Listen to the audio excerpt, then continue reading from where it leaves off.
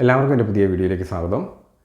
നമുക്കെല്ലാവർക്കും അറിയാം, കോവിഡ് വന്ന സമയത്ത് ആ കാലഘട്ടത്തിൽ ആൾക്കാർക്ക് ഒരുപാട് ദുരിതം വന്നു. അടച്ചിട്ട വീടുകളിൽ ഇരിക്കേണ്ടി വന്നു. ഞാൻ കോവിഡ് വന്ന സമയത്തൊക്കെ മറ്റുള്ളവർക്ക് വരാതിരിക്കാൻ വേണ്ടിയും ഒക്കെ ഈ മുറിക്കകത്തിരുന്ന സമയത്തൊക്കെ ഈ ജനലിന് വെളിയിലേക്ക് നോക്കുമ്പോൾ ഒരുപാട് കിളികൾ വന്നിരിക്കും. അപ്പോൾ പലപ്പോഴായിട്ട് നമ്മളിങ്ങനെ ഈ കിളികളെ നോക്കുകയും ശ്രദ്ധിക്കുകയും ഒക്കെ ചെയ്യുന്ന കണ്ടപ്പോൾ ഈ കിളികൾ നമ്മളോടും ഒരു അടുപ്പം, അതായത് എന്നോടും ഒരു അടുപ്പം ഉള്ളതായിട്ട് എനിക്ക് പലപ്പോഴും ഫീൽ ചെയ്തിട്ടുണ്ട്. അപ്പോൾ അതുങ്ങളുടെ ഒരു ശബ്ദത്തിൽ നമ്മളൊന്ന് വിളിച്ചു കഴിഞ്ഞാൽ അവർ ഈ ജനൽ കമ്പിയിൽ വരെ വന്നിരിക്കുന്ന, അത്രയും അടുത്ത് വരെ വന്നിരിക്കുന്ന ഒരു സിറ്റുവേഷനുണ്ട്. അപ്പോൾ ഒരു കാര്യമുണ്ട്, നമ്മൾ കിളികളുമായിട്ട് അടുത്ത് ഇടപെടാൻ പറ്റത്തില്ല. കാരണം കിളികൾ ഒരുപാട് രോഗങ്ങൾ വഹിക്കുന്ന ഒരു ജീവി തന്നെയാണ്. ചില കിളികളൊക്കെ കൈ എത്തുന്ന ദൂരത്ത് തന്നെ വന്നിട്ടുണ്ട്. അപ്പോൾ ഞാൻ ഇന്ന് പറയാനായിട്ട് പോകുന്നത്, അതുപോലെ നിങ്ങളെ കാണിക്കാൻ പോകുന്നൊരു വീഡിയോ എന്ന് പറഞ്ഞാൽ, ചെമ്പോത്ത് എന്ന് പറയുന്ന, നമുക്കറിയാം ഉപ്പൻ എന്ന് പറയുന്ന പക്ഷി, അത് ഉണ്ടാക്കുന്ന ഒരു പ്രത്യേക ശബ്ദം ഉപ്പ് ഉപ്പ് ഉപ്പ് എന്നുള്ള ഒരു രീതിയിലേക്കാണ് നമുക്ക് കേൾക്കാൻ പറ്റുന്നത്. അതുകൊണ്ട് തന്നെയാണ് ഉപ്പൻ എന്നുള്ള പേര് വന്നത്. അപ്പോൾ ഉപ്പിടുന്ന ശബ്ദം നിങ്ങൾ പലരും കേട്ടിട്ടുണ്ടായിരിക്കും. മാത്രമല്ല, ഈ ഉപ്പന് ചെമ്പോത്ത് എന്നുള്ളൊരു പേര് വരാൻ കാര്യം അതിൻ്റെ ചിറകിനൊക്കെ ഒരു കോപ്പർ കളർ, അതായത് ചെമ്പിൻ്റെ നിറമാണ് ചിറകിന്, അങ്ങനെ ഒരു കൺസെപ്റ്റിലാണ്. അതുപോലെ പുരാണങ്ങളിലൊക്കെ ഭാരദ്വാജ പക്ഷി എന്നുള്ള ഒരു പേരുണ്ട്. അത് ഈ പക്ഷി ഭാഗ്യം കൊണ്ടുവരും എന്നാണ് പറയുന്നത്.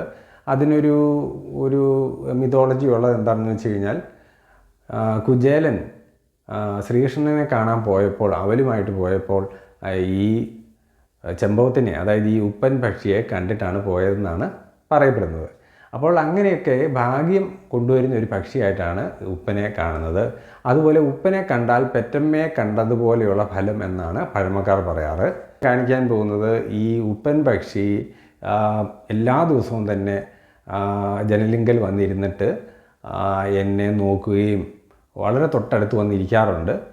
അപ്പോൾ ഒരു കുഴപ്പം എന്താണെന്ന് വെച്ച് കഴിഞ്ഞാൽ, ഞാൻ മൊബൈലെടുത്ത് ഈ വീഡിയോ എടുക്കാനായിട്ട് നോക്കുമ്പോൾ ഈ മൊബൈൽ കാണുമ്പോൾ ഈ പക്ഷിക്ക് പേടിയാണ്.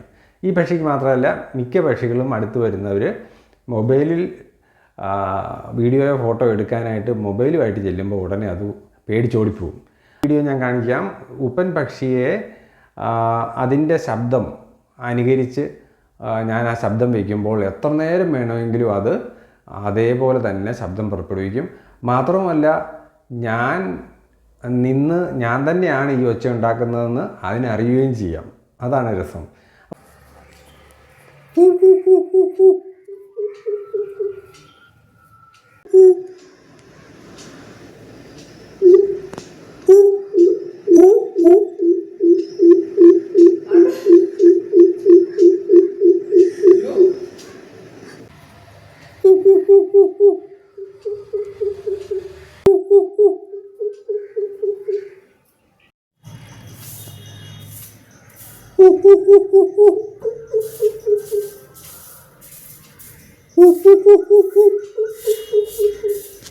ഞാൻ ഇവിടെ നിൽക്കുന്നതിന് കാണാം, എപ്പോൾ ഒച്ച വെച്ചാലും അവൻ ഒച്ച എടുക്കും.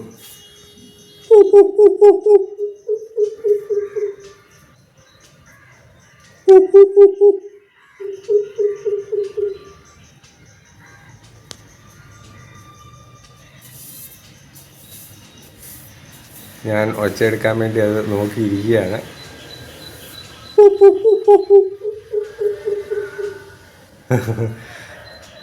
ഞാൻ എത്ര തവണ ഒച്ചയെടുത്താലും അതവിടെ ഇരുന്ന് ഇതുപോലെ തന്നെ ഒച്ചയെടുക്കും. അപ്പോൾ ഇങ്ങനെ നമ്മൾ പ്രകൃതിയുമായിട്ട് ഇണങ്ങി, അതുപോലെ പ്രകൃതിയെ നിരീക്ഷിച്ചാൽ നമ്മുടെ മനസ്സിന് വളരെ സുഖമായിരിക്കും. നാം പ്രകൃതിയുടെ ഉൽപ്പന്നം തന്നെയാണ്, നമ്മൾ പ്രകൃതിയുടെ ഒരു ഭാഗം തന്നെയാണ്.